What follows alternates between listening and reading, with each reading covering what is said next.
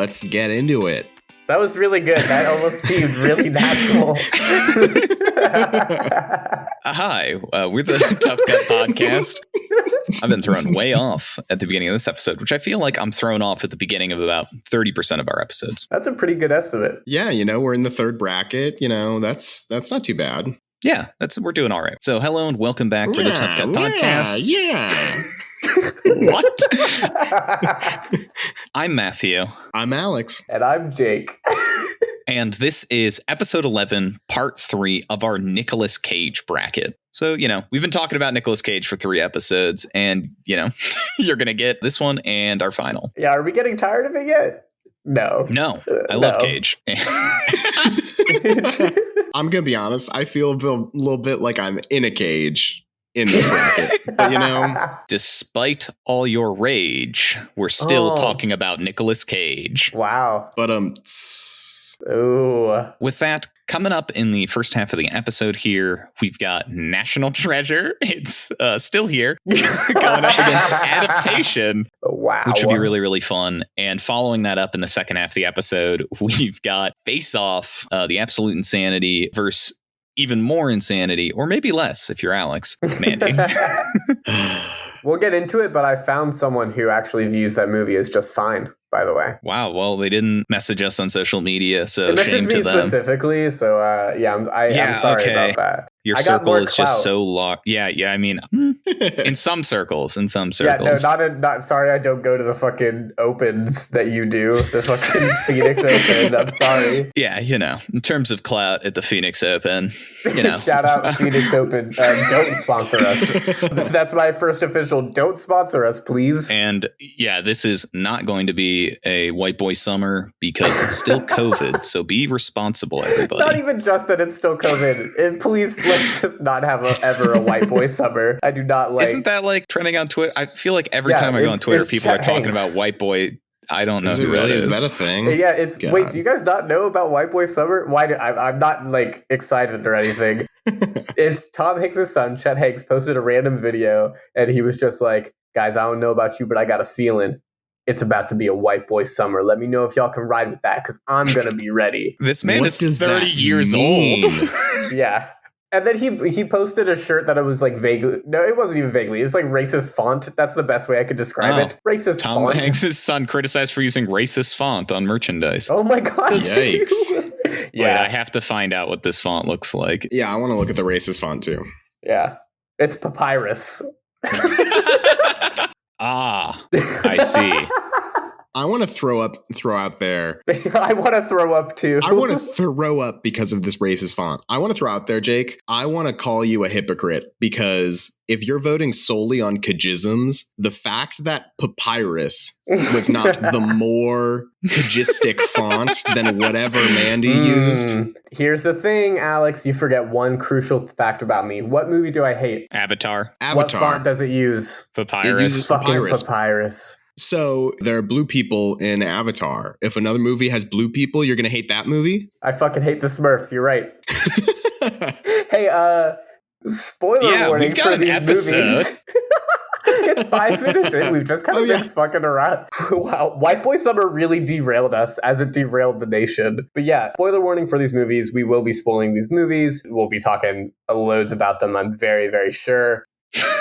Mad loads about all these killer films. Yeah. Whoa. Because people die in every single one of these movies, I'm pretty sure. Yeah. Well, it technically might be ambiguous in National Treasure. That guy just falls down a cliff. Yeah, and they show a lengthened shot of him falling that's like 6 seconds long. Yeah, that dude's definitely dead. Don't they also show a war scene in the beginning? No, that's National Treasure 2. National Treasure 2 is the assassination of Lincoln, my guy. That's still someone dying. Yeah, but a war scene being equated to... in fact, it's the end of a war scene. It depends on how you look at it. Fuck you. History is subjective. Theater, drama, it's all war. That's right. I'm deep and philosophical. Yeah. Hire me, please. I just want to let out, in case you haven't watched these films yet, which I don't know if you know why you're watching the third episode, but if you want to watch along, watch the show without watching the movies if you want to. Okay, fine. One of us has to be combative against our audience, okay? And if it has to be me, it has to be me. I disagree. I think we should love our audience sensually. Oh. Sensorily. We should love our audience's senses. I just want to let out a little content warning for adaptation that does a heavy depiction of car accident, and also for Face Off that has depictions of sexual harassment and assault in it, and Mandy, which gets very, very, very violent. Chainsaw fight. I mean, that's probably the most tame, honestly. There's a lot of blood. Oh, yeah, that's probably true. You can just cut me saying chainsaw fight out. There's a lot of blood and gore. I don't know. I guess Mandy's pretty violent. I don't know. A guy gets his head crushed with someone's hands. Yeah, that part's bad. And then the bikers are really bad. Like, that whole section's pretty violent. But, like, the rest of it I don't think is... I mean, I guess the burning a person alive is pretty bad. But if they've seen The Wicker Man, they're fine. Let's get into these. All right. National treasure. You know it. You love it. It's Nicolas Cage and some other people. And he steals the Declaration of Independence to try and find some treasure and save his family name. Directed by John Turteltaub. Released in 2004. It's here. It's a strong contender, I think. I'm coming in strong this time because it is going up against adaptation. Jake, take it away. Hey, I mean, adaptation. You know it. You love it. It's not national treasure. Yeah, I mean, 2002, Spike Jonze. It's about Nicolas Cage playing real-life screenwriter Charlie Kaufman, exploring a meta-narrative in screenwriting as a process as Charlie tries to adopt the Orchid Thief and get a grip on his own life. He also plays his own brother, not a real person, but does have an Oscar nom. So fuck me, am I right? Yeah. You know what? I'm not afraid to say it. Fuck you, Jake. Because I truly think your picks, two of the movies that moved on to the semifinals, completely go against your self-prescribed vote criteria of cagisms. I think adaptation has far fewer cagisms in it than Vampire Kiss has, and it is a travesty that it is here. And I think it speaks to the fact that I am the good vanilla boy, and you two are cinephiles picking your pretentious, artsy movies, and it makes me furious. So are you saying Vampire's Kiss isn't an artsy movie? It is. But I think, but like the way that why are we talking about Vampire's Kiss? All right, guys, it's Vampire's Kiss versus National Treasure. I'm twisting the narrative. In terms of comparing the two, Vampire's Kiss is super, super fun. Nicolas Cage turning into a vampire versus Nicolas Cage, genius American history guy. I like the one with the vampire. All right, it's moving on. We have our finals. Coming out of left field, we have Ghost Rider in the finals. We should do that. We should do that one. Just to test if people are actually listening to this podcast at this point. We should just... Are they keeping track of the bracket? Of what movies are actually featured? Well, based on the statistics, a decent number of you are not finishing every episode, and I'm very disappointed in them. Would never be abrasive against our audience. Okay, we need to focus on, because there's probably like 4 minutes of viable content in this recording. I'm going to use all of it. I don't know what you mean. Get us started, Matthew. Compare them. So, what's at the heart of this bracket? Nicolas Cage. True. These two movies, obviously, both have Nicolas Cage in them. They both have a lot of Cage. And I'm not just talking pure screen time, because obviously adaptation has 2 Cages, so you got to multiply. So does Face Off. I mean, but that's the other side of the bracket, but you're right. We are really, really going on tangents today, guys. Honestly, yeah, we should just spin a wheel, recreate this bracket, start it over. Genius idea. All 4 movies are in the finals right now. One conversation. This is the end of the bracket. I am so thrown off of where my point was going. You had a point? Yes. Wow, it's almost like, one of us could help bail you out and talk about something, but... Yeah, we could. certainly. But you won't. Okay, so I guess I'm just going to create a new point on the fly. In terms of adaptation versus national treasure, sort of something that we touched on in the first episode of the bracket, obsession plays a very large role in both of these stories. Yeah. And in both cases, not just for Nicolas Cage, for many characters in the story, which I think is, obviously an interesting high-level parallel between the two. Other than noticing it, I don't know if there's a lot you can say about it. You've done this to me. You forced me into this position. Because adaptations like on here and talking about screenwriting and how to craft a story and such, and something I noticed in National Treasure was the whole, they do that fake treasure shit 4 times at the end of this movie. They're just like, the treasure's here. No, the treasure's here. Actually, the treasure's at the thing or whatever. And I'm just wondering if we're going, using Nicolas Cage's Charlie Kaufman, but I guess also he wrote it, his, how to end a story. How do we think, these stories end? Does National Treasure do the whole just give them a good ending? Because I don't know if it gives the best ending. I think it just gives a fake out. I totally disagree with that. I think the moment where they're suddenly rich as hell and have an awesome house and cool cars, and they're just hey, we found the treasure and that other guy went to jail and we're cool now, is such a feel good ending. It makes my heart race. If Donald Kaufman had written National Treasure, its ending would stay the same. It's a Donald ending. It's definitely a Donald ending. How do you think it would have ended if Charlie Kaufman wrote it? More masturbation, right? That's where my mind was going. It was going to be a circle jerk in the tomb. It's what else would they do? Yeah, they found the treasure. There wouldn't have been a second stairway out. They have to find the treasure in themselves all along. And by that, I mean the cum. Now you're just sounding like a Stephen King novel. Oh, no. Yeah, they have to find their way out. So they have to. Oh, no. What's up with you, Stephen King? Lots and lots of recreational drug use and very little oversight from his editor. That's what's up with Stephen King. I thought you were talking about National Treasure. I was like, You watched the wrong movie, Matt. To write this movie, though, I mean, I think both of these take a really clever person to write these movies. I honestly couldn't do this history bullshit, treasure map shit. You know what I mean? Most of it is just conspiratorial history. I still couldn't write this movie. I couldn't write either of these movies. Actually, I could write part of adaptation, I think. All the jerk-off scenes. I could write every single jerk-off scene in adaptation. And, maybe some flowers. After living with you for 2 years, Jake, back in the day, I think you probably did write them.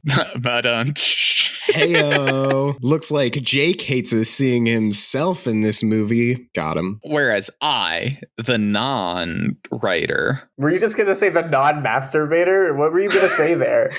No, I was going to say screenwriter, but I didn't want to call both of you screenwriters because I don't know if both of you want to screenwrite specifically, So I think between adaptation and National Treasure, something I think is really fascinating is the types of characters that Nicolas Cage is playing in both of these films. Yeah. Because obviously they are wildly, wildly different people. Speaking more specifically of Charlie Kaufman compared to Ben Gates. Ben Gates, who is this super confident, big genius guy who just has such a large brain and can solve all the problems. Whereas Charlie Kaufman, by comparison, is this true self-loathing creature. Mm-hmm. I think some of it speaks to the range of Cage as an actor, but more specifically, one of the things I want to focus in on is just we also then get to see Cage playing Donald Kaufman, who is a bit more of that self-confident character we see in Ben Gates, which I think is kind of interesting. Just kind of the demonstration of range that we see with Cage. Something I really thought about when watching these movies and really diving into Nic Cage again, because I've seen a lot of these. Well, I've seen all these movies, but I haven't watched them in succession like this. I don't think anyone's binged Nic Cage like this. You know what I mean? In a long time, probably. And it's just kind of wild to me, his resume. I made a couple of friends watch Vampire's Kiss with me over again. And they're like, how did this man go from this to National Treasure?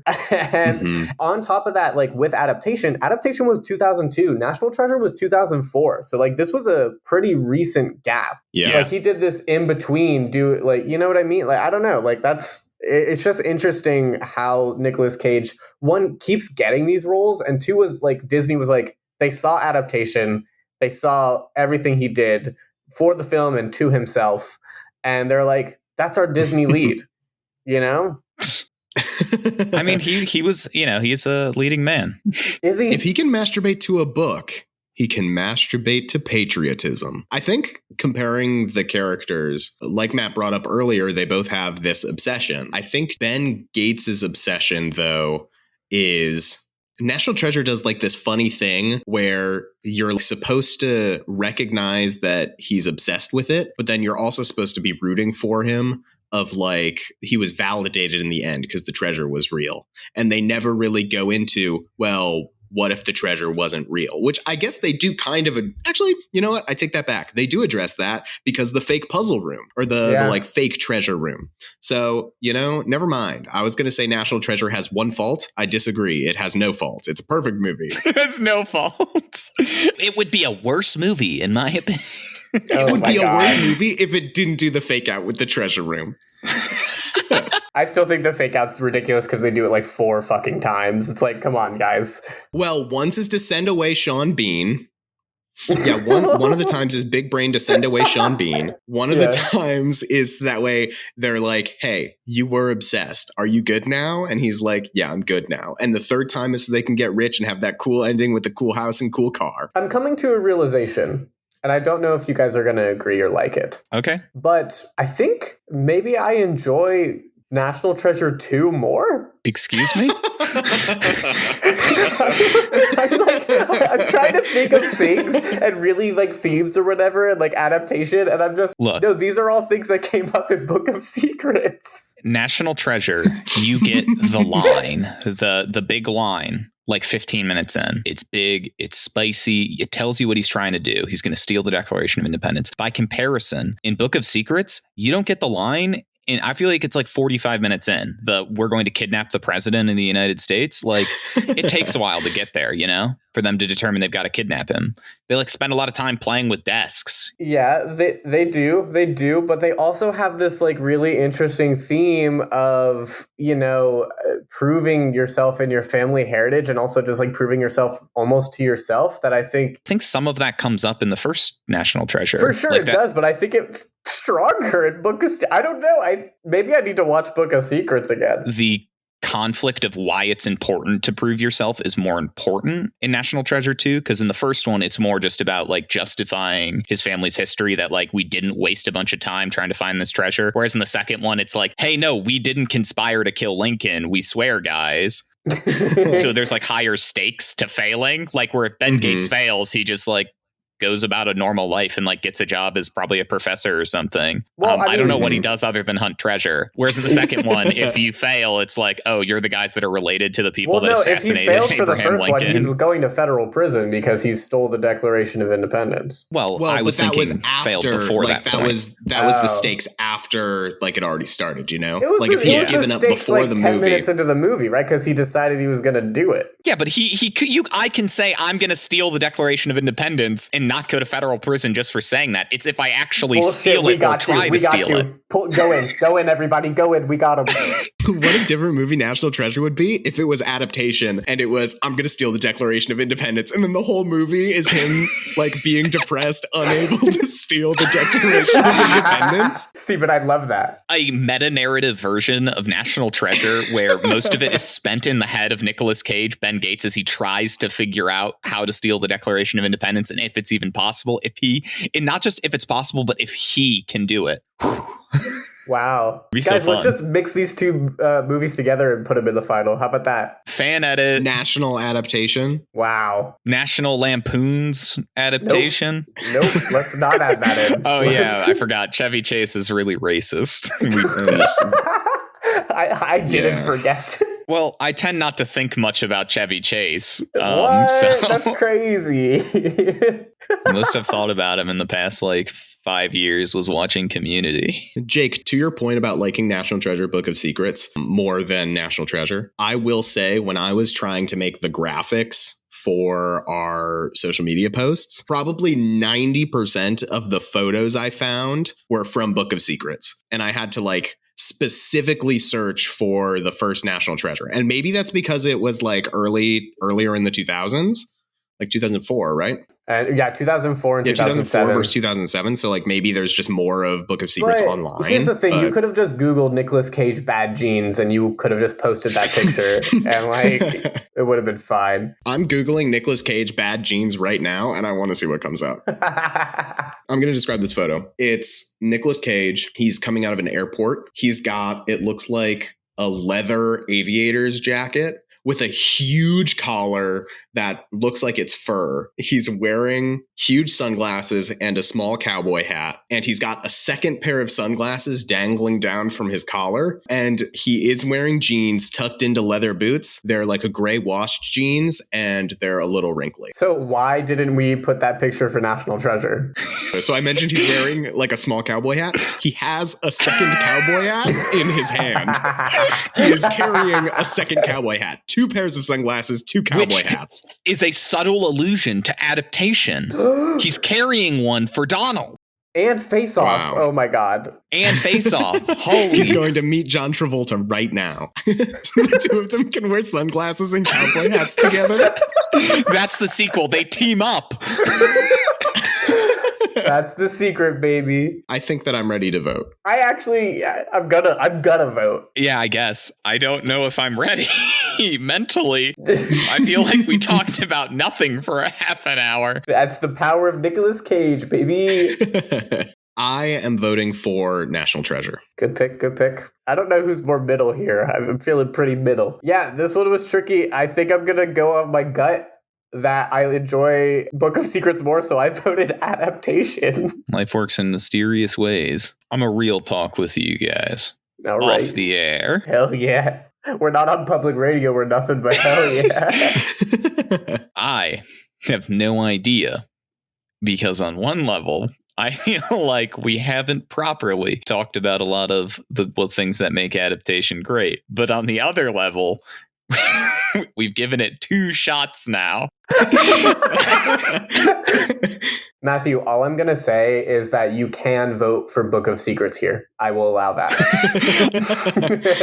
All right. I'm very caught between these 2. I'm not sure, but I think I'm going to go with it. It's the dark horse in this circumstance. Bring Ghost Rider on out. It's advancing to the final. And not even Ghost Rider. Ghost Rider Spirit of Vengeance, the second one. Fuck it. Was Nick Cage in that one? Yeah, he was Ghost Rider.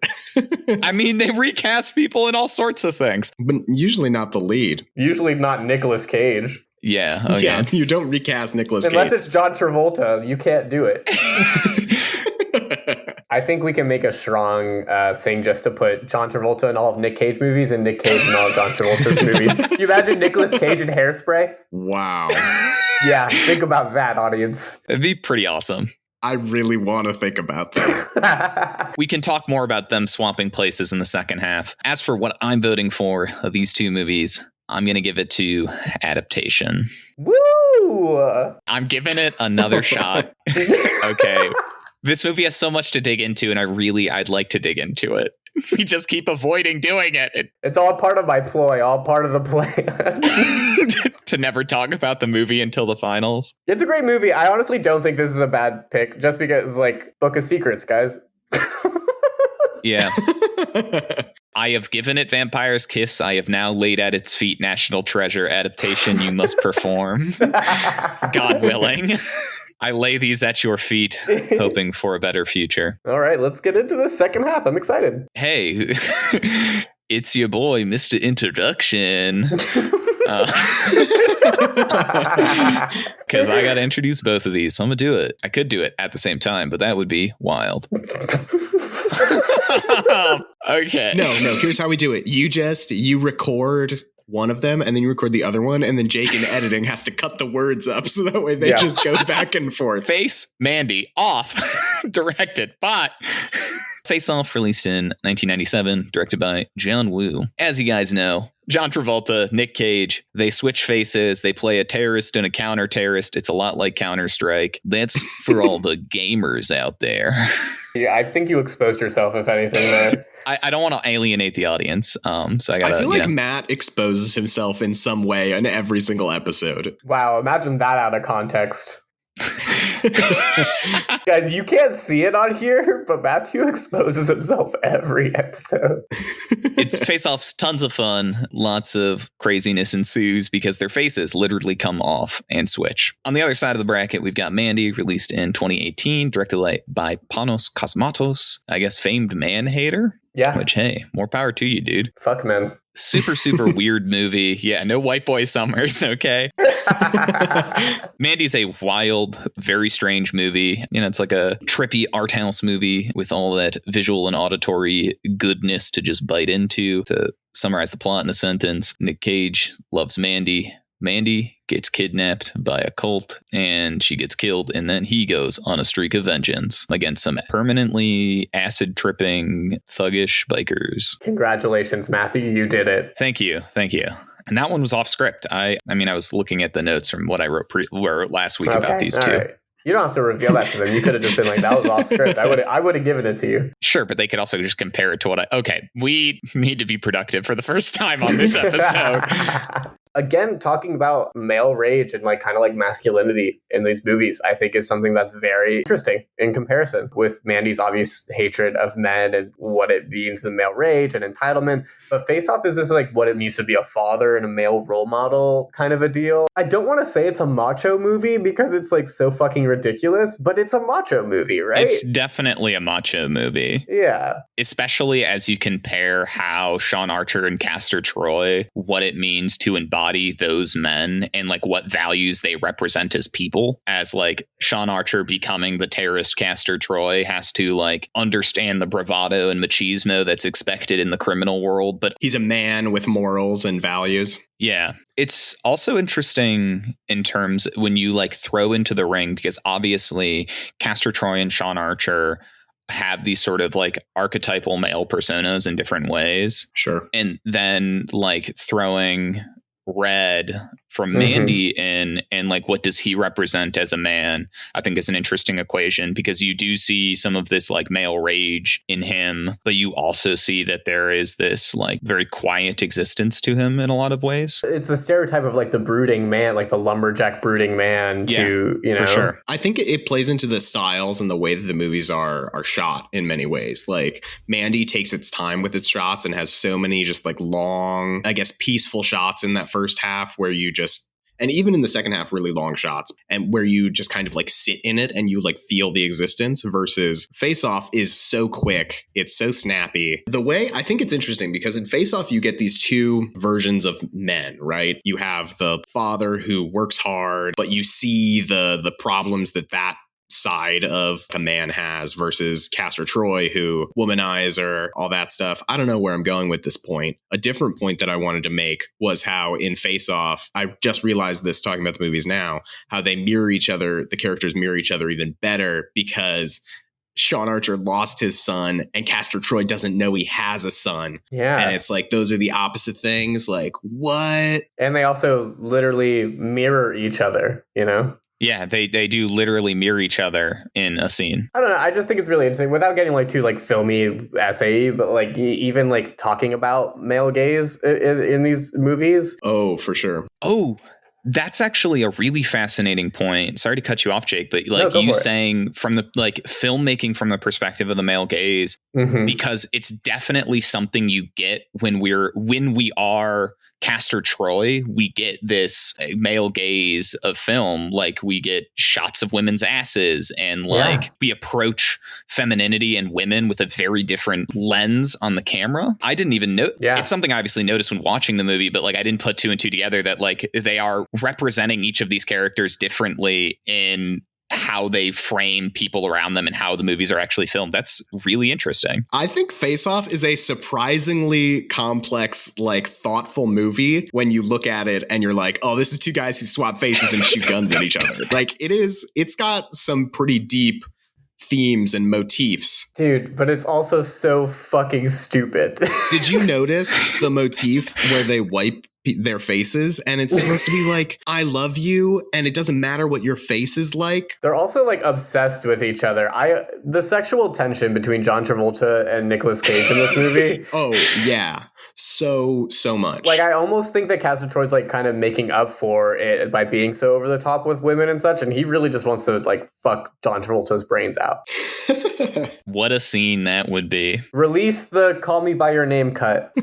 This stuck out to me watching the movie, how disheveled and kind of gross John Travolta looks at the beginning of the movie before Nicolas Cage steals his face. Like, he's got like stubble. You can see he's got like grungy stuff in his eyes because he hasn't washed his face recently. I noticeably was like, oh yeah, John Travolta looks bad in this movie. And then Nicolas Cage steals his face and he's like, ooh, that's a handsome man. It's pretty funny like how quickly it changed. Meanwhile, Nicolas Cage covered in blood and with his face, you know? The end of Mandy? What's that mean? That vengeance is not necessarily the answer, that it may not bring you absolution, it may not bring you fulfillment, as what you truly wanted has been stolen from you irreversibly. When Mandy's covered in blood, I think they did that because it looks cool in the purple-orange lighting. I don't think you might be right. You know, I mean, that might be... I think actually they had that in script and then the lighting came afterwards, but... I trust you because you're the movie guy. Yeah, and I'm not the movie guy. You never know. Something also related to the blood is when these two movies were going up against each other, I was like, wait, holy shit. We see two bloody Nic Cage faces. But unfortunately, they don't have the balls to show up close like a lingering shot of Nic Cage with his face off. But they do show it. Yeah, they do show it. It's like a brief little cuts here and there. I just really wanted to see it. And I was like, man, who had the better bloodier face? And that's, you know, maybe my criteria going forward. Who knows? Better bloody face. You know, something I think is really interesting. This isn't directly related to comparing these two, but something I wonder if is an intentional allusion. Obviously, this is probably too specific a circumstance to be like a direct allusion. But something I feel with Mandy is that despite not being associated with like metal, the genre of music at all, it has like these elements and allusions to metal that I think is really fascinating. I think the bikers very much come off as like a Gwar-esque metal band in a lot of ways, which brings me to the association I made in my brain when I started this comment that I was like, I wonder if that's intentional. It's not. I can guarantee this. But the burning of the cult church at the end, in my brain, I was like, oh, I wonder if that's an allusion to the 1990s in Norway when the black metal bands were burning churches. Wow, yeah. What's his name? Hunchback of Notre Dame. Euronymous? Nostradamus. It's Nostradamus. Okay. So I don't think it's an intentional allusion by any means, but I think the visual motifs make me think of that in Mandy, which I thought was kind of fun. I think there's probably some intentionality behind it. I mean, you know, filmmakers go through great lengths, especially in those kind of movies. Definitely think there's some truth to it, especially when you start to consider some of those little animated sequences from Mandy and like the title carding. Oh, they're definitely like intentionally trying to invoke metal. I thought that's where you were going with it. Yeah, because those are super metal. Decent odds that the framing is maybe not like a direct reference to Burzum burning churches, but like may very well be an illusion, which I just think is really interesting because like the soundscape of Mandy is very much not metal. It has like a lot of psychedelic character to it, which I just think is like really interesting when you compare the visuals. The first half of the movie has the psychedelic sort of calmness that the visuals maintain, whereas the second half has like these motifs of metal and chaos and etc. But the soundtrack doesn't necessarily amp up to meet it. Like it meets it halfway. It doesn't go all the way into like. I wonder if it's holding us from that like full like pleasure though. Like kind of like you were saying, like it's not ultimately satisfying or gratifying. For sure. So they're not going to give us the full audio. These are not supposed to revel in the violence. Yeah. I wonder if Red is written in a way that he is actively against metal in a sense. Because like the one point when he's fighting the biker gang and they rip his shirt, he keeps shouting, "You ripped my shirt!"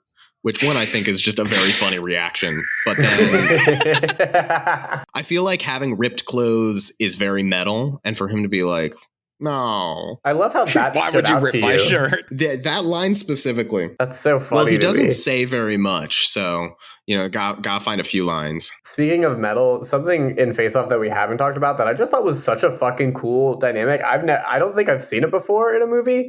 Was the magnetic prison thing?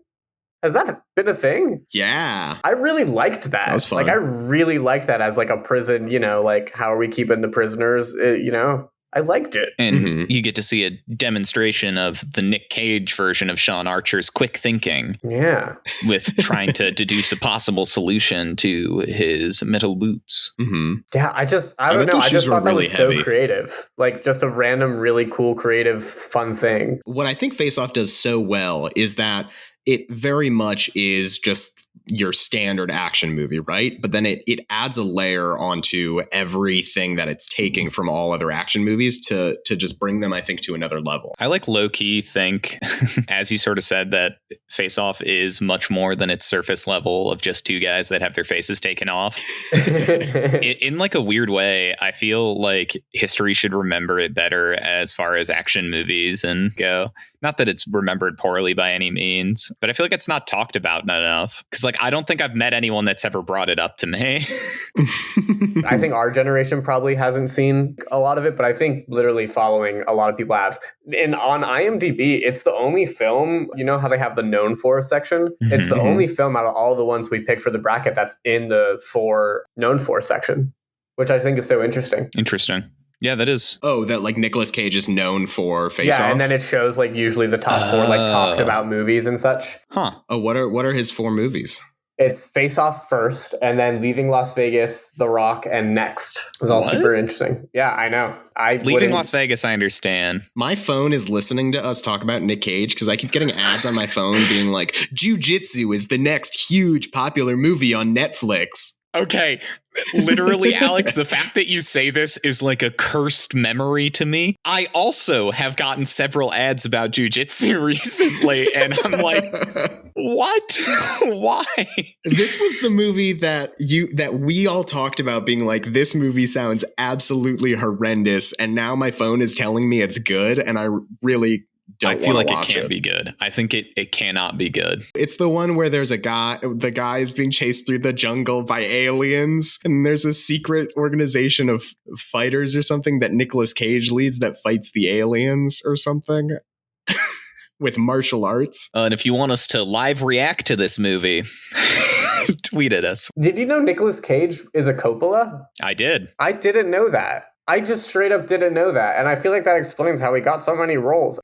That's fucking wild to me. I didn't know. Yeah, he's related to Francis Ford Coppola.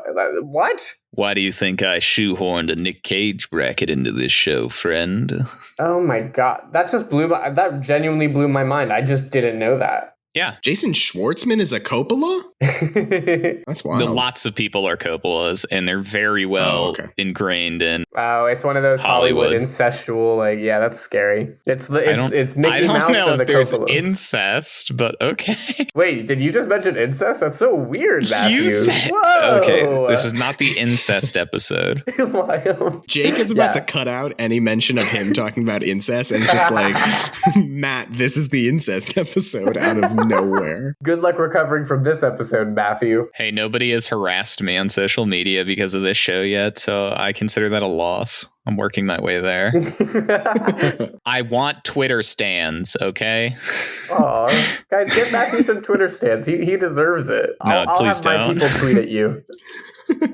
I also don't tweet ever. I don't use social media, so it'll fall on deaf ears. You should just randomly tweet, I want stands. And then I'll have, like, the Tough Cut will retweet it. Low-key, that would be pretty funny, actually. I might. Are you guys ready to vote? I guess. This is kind of like a crazy matchup to me. I really do. I enjoy both these movies a lot. The horror genre is something that I really, really love, and really, like, you could dive into Mandy. And I'm so not used to action movies. I really don't know what I'm going to pick. I don't know either. I feel like I'm betraying myself no matter what I pick, because I mean, Yeah, these are both movies that you pitched us. Yeah, which means I feel close enough to both of them that I like them. Like, I wanted them here. I think, to be truthful, I am voting. Well, I mean, we all know how I vote. I vote for which movie I like more. But Jake, you said you are voting for the Kajisms. I think one of these movies clearly has more Kajisms in it. And I think if you're true to the way that you vote. Oh, I already wrote down my vote for that one. You can't sway me either way. I'm not trying to sway you. I'm trying to make you face the truth. Alex, did you said what you voted for, right? I haven't said what I voted for yet, but I think it's pretty clear. I am voting for Face Off. Wow, Matthew just fucking growled. I don't know if I should say my vote or also cut the cheddar goblin on me. I just don't know. Yeah, you do. No, I don't. Yeah, you do. He dated Uma Thurman for a little bit. No, this IMDb page says he was linked to Uma Thurman. So what the fuck does that mean? What does that mean? I want to be linked to Uma Thurman. Like, what? Does that help you, Matthew? I hope me talking about Uma Thurman helped you. What's your heart telling you? Tell us, Big Daddy. I'm voting for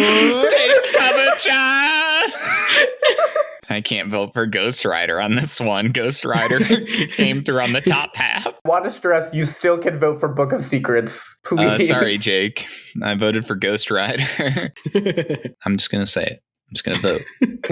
Okay, do it. Do it, coward. Pursuant to what I believe to be a better Nic Cage performance, Nic Cage film, maybe not a better film, but better Nic Cage, I am going to vote for Face Off. And that is a 3 for Face Off, because I am also voting for Face Off. And here's the thing. That's big. Yeah, that's big. That's pretty huge for this deep in the bracket of a very contentious little bracket, honestly. I had no idea what I was voting for like any of these. I want to do a quick shout out because you guys won't know this because of the magic of editing. But y'all, we really care about what we're comparing and what we're voting for, because Matthew genuinely took like 30 minutes trying to decide. It was not that long. It was like 15. Okay, so 50 hours. Audience, you guys missed 5 minutes of Matt going. You missed him literally stripping naked, setting himself on fire, and being like, no! Exposing himself. Yeah, again, oh my god. Take cover, child!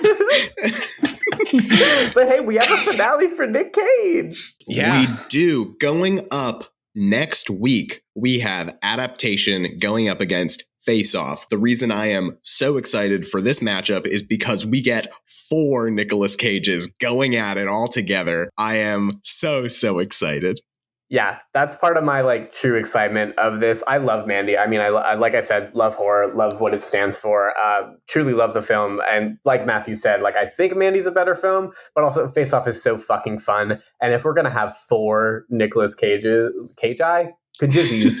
If we're going to have 4 Kajizzies, man, oh man, is that going to be something special and fitting for a Nicolas Cage finale. It really is. It really is. And again, I think it's evident that I love Mandy so dearly. You know, it may not be my strict criteria, but Kajisms, they have some serious swinging power for what makes Nic Cage Nic Cage. They do come in powder form. Powdered Kajism. Do not consume them. Do not consume them. You will likely die on the spot. They are heavy Kajisms. If you guys care about this stuff as much as we do, let us know on social media. DM us, send us your honorable mentions, movies that have Nicolas Cage in them that you think we should put in the bracket. There are so many Nicolas Cage movies. He has to make them to pay off his ridiculous amounts of debt. There are so many options we could have picked. Let us know what some of your favorites are, and we might talk about them on the show. Also, I'll say it. I haven't cleared this with y'all, but let us know some of your favorite Kajisms, and we'll shout them out also on the show. I think that'd be very fun. If you just have a moment that really stands out, we'll talk about it. Because that would be great. It's going to be a fun time. So yeah, let us know Kajisms at Tough Cut Pod on Instagram, Twitter, Letterboxd, all of the above. Let us know, guys. Release episodes every Monday. We're gonna keep making content until you're tired of us. So until that even point, then we're gonna release more and more. And might keep making it for us. Yeah, be on the lookout for Nicolas Cage part 10, and that is the 10th bracket for Nicolas Cage movies. It's now a Nick Cage podcast. Oh my God, we're getting masturbatory just like Nicolas Cage. On that note, bye.